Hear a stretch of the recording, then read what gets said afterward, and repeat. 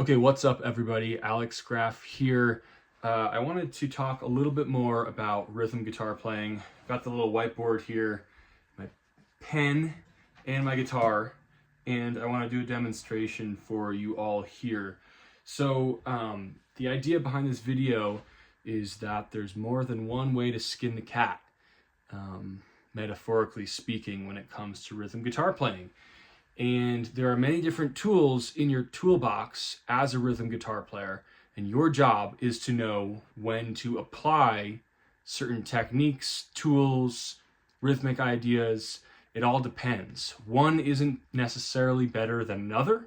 It's just a matter of style, a matter of your choice, a matter of meshing with the song, serving the song. So we're going to take a tune here, a fiddle tune, Stoney Point. If you haven't heard that one, you don't know that fiddle tune, many people have recorded it. A reference recording for you would be off of Tony Rice's Manzanita album. That's a pretty good reference. We're going to start on the E minor and then modulate to G. And before we get going here, I want to just kind of track out some things that you can do as a rhythm guitar player, some tools in your toolbox that we're going to work with and that I am going to manipulate as I play through a couple times. So what are some, let's just start to list some tools in your toolbox. So we can have maybe one here, or let's just actually just do bullet points. Great, that turned into a bullet point. Bullet point would be quarter notes. Quarter note. Okay. Eighth notes. So what are we getting at here? Really, we're getting at strumming patterns. Different strum rhythm. So we have different strum rhythm patterns. Also, we have dynamics. We have syncopation. We have cross picking at our disposal. Sorry for my bad handwriting. Hopefully you can kind of read that. What else do we have? Let's maybe leave it at that for now. Maybe one more. How about some different chord voicings? So chord voice. Different voicings, different textures and colors that we can add into our chords, even in a bluegrass context, right? So these are all the things we want to be working with. Great. So with that in mind, I want to demonstrate to you 4 different ways you might think about playing rhythm for Stoney Point. Stoney Point. Okay. So basically, we're getting to it. I know some people have said these videos are lasting too long. Get to the point. I think to do a deep dive, you have to have a good attention span. So hopefully you're still with me at 3 minutes and 30 seconds. So we're going to play Stoney Point 4 different ways, using all these different things, and we are going to increase the complexity. So let's just go complex. Complexity study. Okay, first way, all we're going to do is we're going to use quarter notes. Quarter note, boom, chuck, CK. We're going to use some dynamics here, but really we're going to stick to quarter note, boom, chuck. Second time through, we're going to use eighth note, Jimmy Martin, kind of like rumble rhythm, right? So we're going to use these eighth notes. We're going to use some dynamics. We're going to capture some syncopation just by the fact that the eighth notes are going to have the ands, 1, N2, N3, N4, N. So we're going to be able to use syncopation if we choose. We're not really going to mess with cross picking or any chord voicings, right? We're just going to really stick to eighth note rumble. Third time, we're going to use eighth note rumble and we're going to mess with syncopation, we're going to mess with cross-picking, we're going to mess with chord voicings. This one is going to be the complex. 3 has a star next to it because I'm going to try to do the most. I'm going to try to be the most complex I possibly can be. And then number 4 is bring it all home. Tasteful. So I'm going to try to revert to somewhere in between all of this. On my last video, I talked about groove the most, do the least, or maybe do the least, groove the most. And I'm going to try to do that in number 4. This is kind of where I revert to these days. Now, the thing to remember before we get started here is we're doing a complexity study. My question to you is, does more complex mean better? Does it inherently mean better when it comes to bluegrass rhythm guitar? It's kind of a rhetorical question, but my answer to that is no.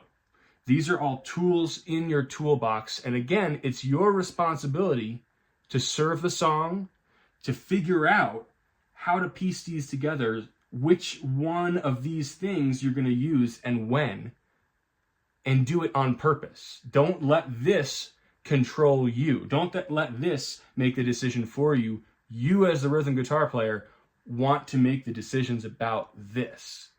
So, tools in the toolbox, I recommend you try to strum through like this. What we're going to do is we're going to try to leave this right here in the windowsill, my nice whiteboard holder of the evening. And I'm going to try to do this here for you.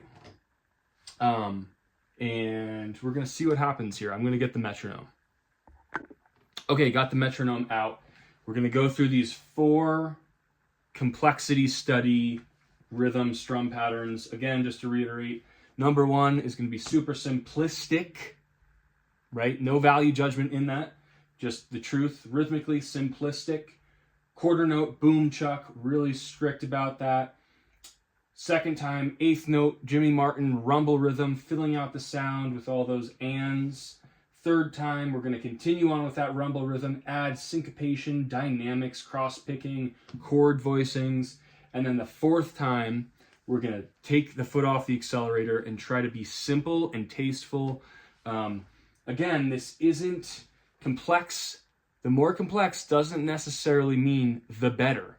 Watch out for number 3. That's going to be the most complex rhythmically and kind of harmonically. Also, I'd encourage you to play along with this, improvise along with this, play the melody along with this, and see how it feels, right? Don't put value judgments on any of these. Just let it be and see how it feels. What effect does it produce? What effect does it produce for you, the improviser? What effect does it produce for the listener, right?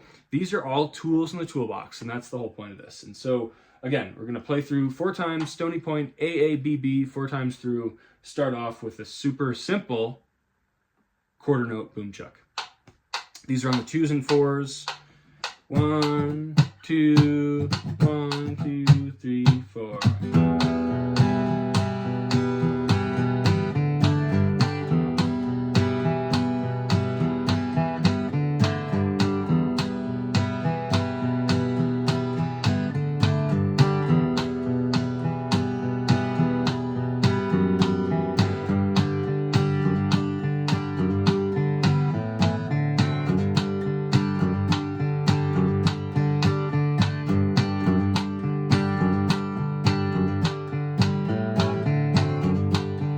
Rumble rhythm, more complexity.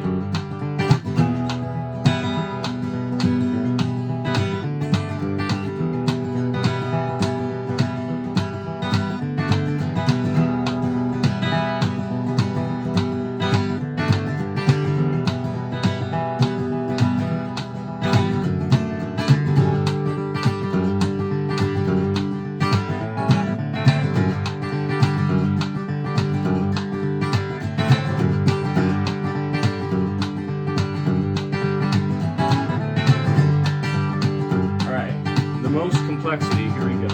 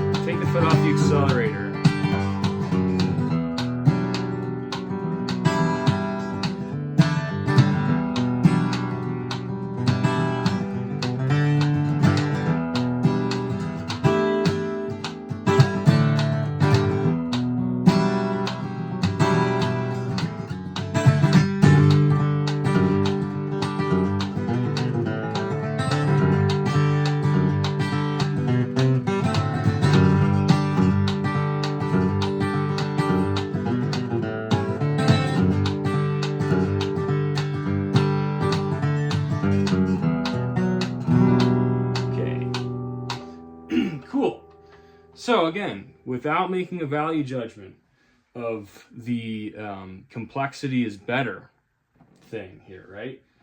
What did you notice? That's my question. I want you to leave your observations in the comments. Feel free to go back to that and play through that as many times as you want. I think it's really jarring, especially if you can get to the end here and then get back to that boom chuck, simple rhythmic kind of figure. It's very jarring, and it's, there's a lot more space here. There's a lot more space here in a lot of ways. That might be good, that might be bad, that might fit, that might not fit. So please let me know what you think in the comments. What did you notice playing along? What did you notice as a listener in the differences, in these different ways you can interpret this tune as a rhythm player? If you want to go deeper like this on a daily basis with me, check out the link below and take a look at Alex's Acoustic Club. It is my lessons hub, video lessons hub, where I have a bunch of pre-recorded video lessons, really essentialized, really streamlined, really edited so that it's really efficient. I have a bunch of rhythm lessons, fiddle tune lessons, and also technique lessons for bluegrass guitar. We also have a really strong community of about 110 folks on there right there that every day are helping each other get better, providing insight, comments, shortcuts, encouragement, holding each other to task, and encouraging each other really to show up to practice, to spend time with their guitar every single day, which is the secret to getting better, is playing your guitar every single day, no matter how good or how bad you feel, spending time with your friend, the guitar. And so if that's something you're interested in, we also do some live chats, live Q&As and things like that. We just had one last night actually, and it went really well. And so if you're interested in something like that, check the link below and see if it's right for you. I'm looking forward to your comments in the chat down here to see what you think about this, all this fun stuff. Cool. I'll see you next time.